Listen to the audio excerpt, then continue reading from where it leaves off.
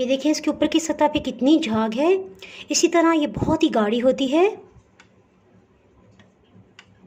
जी आज मैं आपसे ईरान के बहुत ही रिफ़्रेशिंग ड्रिंक की रेसिपी शेयर कर रही हूँ।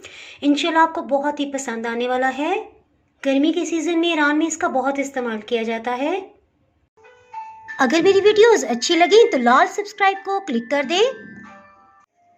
साथ में ये जो बेल का आइकॉन है इसको क्लिक कर दें। इसको क्लिक करने से आपको मेरी हर नई वीडियो का नोटिफिकेशन सबसे पहले फ्री में मिलेगा।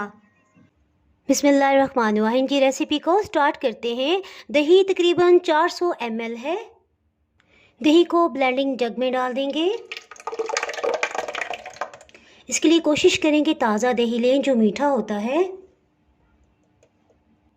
ये बहुत गाढ़ी लस्सी होती है, ईरान में बहुत ही शौक से पी जाती है। दही का हाफ हिस्सा दूध शामिल करेंगे, यानी कि दूध 200 ml इसमें जाएगा।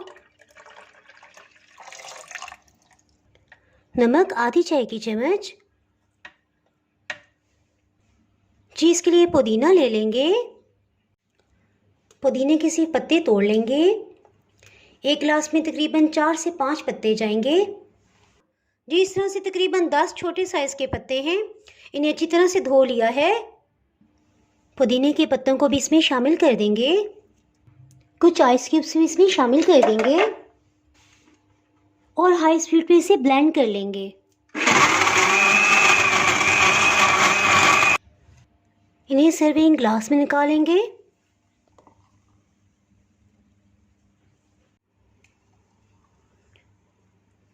अल्हम्दुलिल्लाह बहुत ही फ़रत बख्श ईरानी लस्सी तैयार है।